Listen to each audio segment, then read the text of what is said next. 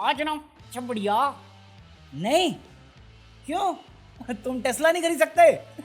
अरे मैं तो बोला ही था गरीब लोग। अरे साथ मिलके बोलते इस बार तो मैं गरीब हूँ। अबे जहाँ जाओ वहीं। अरे टेस्ला इंडिया में आ गया भाई। 60 लाख की 68 लाख की गाड़ी है।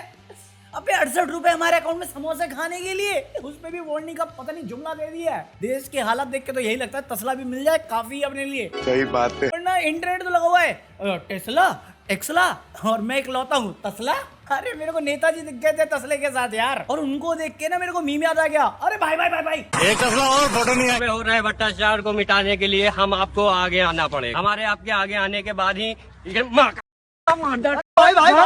यही होता है अगर तुम मेरी बात नहीं सुनते।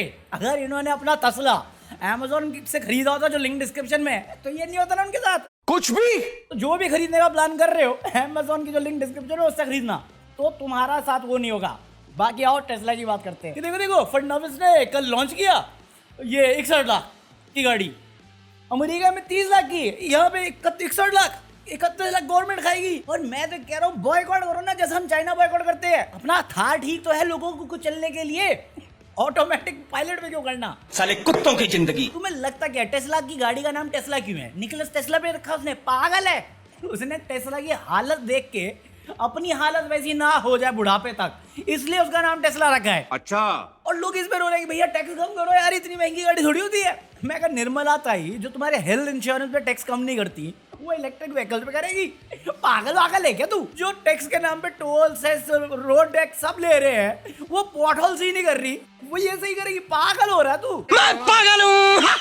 और ना सीरियस नोट ना टैक्सेस बहुत है टेस्ला पे, और ये सब कुछ एलन मस्क को पता है, तुम्हें पता है, इवन फाइनेंस मिनिस्टर को भी पता है। 70 to 100% लगता था नई पॉलिसी के हिसाब से 70 पे ले आए। उसके बाद ईवी का डिस्काउंट मिल भी रहा है, उसके बावजूद ये सब हो रहा है क्योंकि इंपोर्ट ही 70% है यार।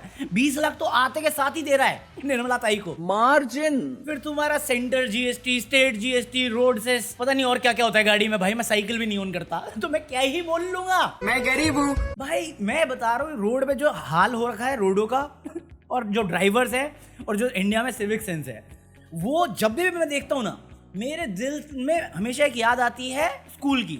स्कूल में एक प्रार्थना होती थी हमारी, हमको मन की शक्ति दे।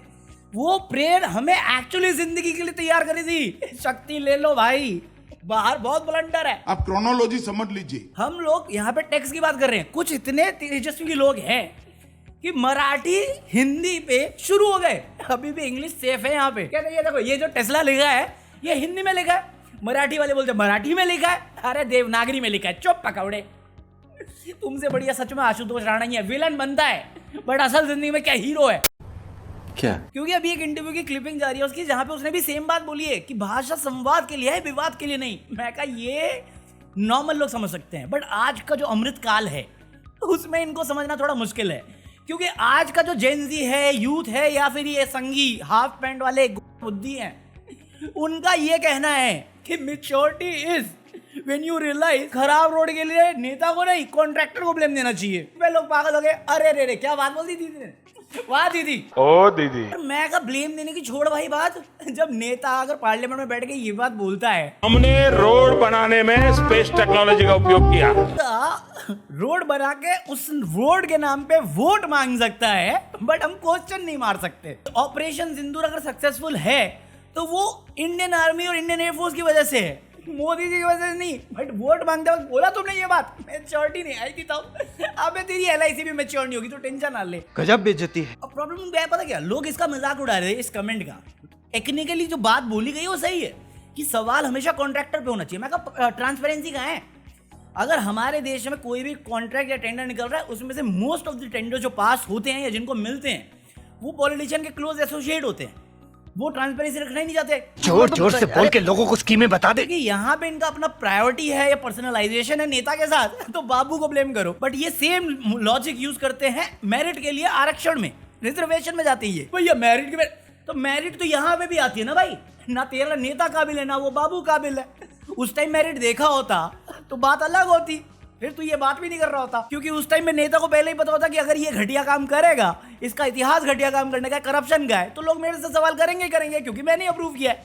सेंस बन रहा है? पढ़ोगे लिखोगे बनोगे समझदार। और वही सरकार नहीं चाहती है तुमसे, क्योंकि अभी कवर यात्रा चल रही है। कावड़ यात्रा जो भी है वो। भाई कल मैं गिनवाया क्या हो रहा है, आज एक स्टेप और गया है। मैं हर दिन उठता हूँ कावड़ यात्रा के बारे में पढ़ने के लिए, सिर्फ पढ़ने के लिए कि होता क्या है। मैं कहा था श्रद्धा का विषय है, आस्था का विषय है, अब तो मेरे को कुछ और ही दिख रहा है। ये गुंडागर्दी पे आ गए यार सारे लोग, नहीं कुछ असामाजिक तत्व। क्योंकि अपेरेंटली किसी बस को तोड़ा है, किसी ढाबे में खाना खाया है जहां पे टमाटर को प्याज बोल के ढाबा तोड़ दिया और खाने के पैसे भी नहीं दिए, और ढाबे के ओनर ने जब पुलिस को बोला तो पुलिस वाले ने ढाबे ओनर पे केस कर दिया है। हमारे यहाँ ऐसा ही होता है। स्कूल कॉलेज बंद करा दिया है और ये लोग ये हरकतें कर रहे हैं। But at the same time मैं दूसरी क्लिप देखता हूँ जहां पे WWE in India woman wrestling चल रही है। मैं कहा मैं वुमन क्रिकेट देखता हूँ, रेसलिंग नहीं, बट ये भी ठीक है। भाई औरत को पकड़ के जमीन पे खींच रही है। मेरे को तो पता भी था कि कावड़ यात्रा में औरतें भी जाती है, सच बता रहा हूँ। मैं ये देखा, मैं ताज्जुब में, ओहो ये क्या हो गया, कौन जीत रहा है। मैं कहा कैमरामैन भाई छुड़वाने नहीं क्या रिकॉर्डिंग। ये तो एक था, ये जो जीती ना कावड़ यात्रा करने आई थी, ये जीती ऐसे कि इसने जीत का जश्न मना दिया अपने गैंगस्टर, अपने गैंग वालों के साथ। मरना तेरे को डर नहीं लगता? फ्लो में निकल जाता है, कोई डिसरिस्पेक्ट नहीं है। और ये सब देख के मैं वो न्यूज याद करता हूँ कि जहां पे मैंने बताया था कि जहां जहां से कावड़ यात्रा निकल रही है वहां स्कूल और कॉलेज को बंद किया गया है। मैं कहूँ उनकी सेफ्टी के लिए किया है या एजुकेशन से दूर रखने के लिए किया है, मैं नहीं बताऊंगा। कि आज के दिन में एकलव्य का अंगूठा काटना ही काफी नहीं होगा उससे शिक्षा के लिए, उसे शिक्षा से या उसकी महानता से दूर रखने के लिए। शिक्षा महंगा करके भी कर सकते हैं या स्कूल बंद करके भी कर सकते हैं। आस्था के नाम पे सिर्फ बंद कर दो स्कूल कॉलेज, चलेगा सब कुछ। आज के दिन में इसे हम चंगा से ही कह सकते हैं। और अगर इस पे कोई ऑफेंड होता है तो मेरे हिसाब से इस बात पे भी ऑफेंड हो जाना चाहिए जहां पे नीतीश राणे कहता है कि अगर आपको मराठी सीखनी है महाराष्ट्र में रहने के लिए तो मदरसों में सीखो। क्यों स्कूल कॉलेज बंद करवा दोगे कावड़ यात्रा कराने के लिए? कोई सेंस है इस बात की? मरना तेरे को डर नहीं लगता? बट मैं कुछ नहीं बोलूंगा, मैं सिर्फ एक ही बात बोलूंगा, सब चंगा सी अमृत काल में जी रहे हैं हम लोग। ऐसा मैं नहीं कह रहा हूँ, ऐसा हमारी प्रेसिडेंट ने बोला है। ये बात इन्होंने बोली है भुवनेश्वर में। भुवनेश्वर आता है उड़ीसा में, उड़ीसा में आता है बेलासुर, जहां पे एक बहुत सीरियस केस हुआ है, कल की डेट में मैंने कवर करी है। उसके बाद ये बात बोली गई है। लास्ट 10 दिन के अंदर 5 सिमिलर केसेस ऑफ हरासमेंट और दुष्कर्म के आए हैं। हम अमृतकाल में जी रहे हैं। एक मीडिया रिपोर्ट नहीं दिखी इनको, ये बात बोली है इन्होंने। इतने सारे प्रॉब्लम्स हो रही है, वुमेन सेफ्टी को लेकर क्वेश्चन उठाते हैं, लोगों के बीच में जो इंडिफरेंस क्रिएट करने की कोशिश हो रही है पॉलिटिशियन द्वारा, भाषा पे मतभेद हो रहे हैं। इंफ्रास्ट्रक्चर की तो बात छोड़ ही दो, एजुकेशन तो हम बात ही नहीं करते आजकल की दुनिया में, या फ्यूचर की बात छोड़ दो, बस फ्यूचर में जुमला ही रह गया है। उसके बावजूद हमारी प्रेसिडेंट ऑफ इंडिया ने ये बात बोली है और गोदी मीडिया ने कुछ नहीं कवर किया। गोदी मीडिया क्या बात करने में बिजी है कि समोसे में ज्यादा तेल खाएंगे तो आपकी सेहत के लिए हानिकारक होगा। मैं कहा अंजना जी जब आप ये बात बोल रही है तो क्या आप ये बोलो जुआ केसी हटा सकती है कि नहीं हटा सकती? ये मतलब क्या अवेयरनेस फैलाने का आइडिया है? मतलब तेल मत खाओ, सेहत के लिए हानिकारक है, ये ले गुटखा खा। अरे इलायची है, पता तुम्हें भी पता मुझे भी है, वो क्या है? बोलो जुबा केसरी, बोलो जुबा केसरी। मतलब ये तो ऐसा है कि जॉनी सिंह को गुरु मानने वाला इमरान हाशमी को वल्गर कह रहा है। अब मानजनक हरकतें करता ही है। ये तो वही बात है ना कि जो पेड़ काटता है वही कह रहा है सेव ट्रीज। अबे ये जो दूध में मिलावट करता है वही कहता है देश में करप्शन बहुत है। अबे जो बंदा खुद ही बोलता था कि मैं पढ़ा नहीं, मैंने स्कूल नहीं देखा, उसकी बीए की डिग्री कहाँ है? वो तो मिलेगी नहीं। चल बे फंसना नहीं अपने को। नहीं बताइए क्या कर लेंगे। अरे गोदी मीडिया वाले तो अब इतना हो गए कि अब बोलना भी बंद कर दिया उन्होंने। मतलब वो ऐसे एक्सेप्ट करते जैसे कैजुअली है। मतलब जैसे एक होता था ना पहले, नहीं था इस पार्टी से उस पार्टी गया तो थोड़ा बैकलैश होता था, तो वो तो कॉमन हो गया। वैसे ही अब मीडिया का भी कॉमन हो गया कि देखो भैया हमें करना पड़ेगा, हमें अपना घर चलाना है, हम बिकाऊ हैं, जो करना कर लो। ऐसा बोल के गया है, डायरेक्टली नहीं बट इनडायरेक्ट वे से समझ जाओगे। उसने एक्सेप्ट कर लिया कि लोग ऐसा हमें कहते हैं कि हम दूसरी साइड को नहीं दिखाते, हम एक ही को फेवर करते हैं या उनका दिखाते हैं। और उसका रीज़न ये है कि वो अगर हम उनके ऊपर सवाल करेंगे या उनके अगेंस्ट बात करेंगे वो हमारा एडवर्टाइजमेंट हटा लेंगे। मैं कहा वेल नोन फैक्ट है ये वेल नोन फैक्ट है कि वो ऐसा कर सकते हैं। बट अगेन इसके अलावा भी बहुत सारे रीज़न है जिसकी वजह से आप ये नहीं करते। ये आर्म ट्विस्टिंग नहीं है। अभी भी आर्म ट्विस्टिंग तब होती है जब आप अपना ईमान ना बेचते। आप ये पैसों के लिए नहीं, अपनी इज्जत के लिए कर रहे हो या अपने स्वैग के लिए कर रहे हो। अगर आप अगेंस्ट बोलोगे ईडी, सीबीआई, टैक्स सब आएंगे तुम्हारे घर पे। बट अगर आप उनकी पूजा पाठ करोगे आपको स्वैग मिलेगा, आपको सिक्योरिटी मिलेगी, आपको मंच मिलेगा, आपको वोट्स मिलेंगे, आपको सब कुछ मिलेगा जो आपको चाहिए। ये बात कौन बताएगा? क्योंकि नेता का भले एक छोटा टर्म हो, आप तो लंबे समय के लिए रहते हो। कल को सरकार बदलेगी, उनकी एडवर्टाइजमेंट खत्म होगी और फिर आप जर्नलिज्म कर रहे होगे, तो आप झुके हो, आप तलवे चाट रहे हो, आप गिरे हुए हो।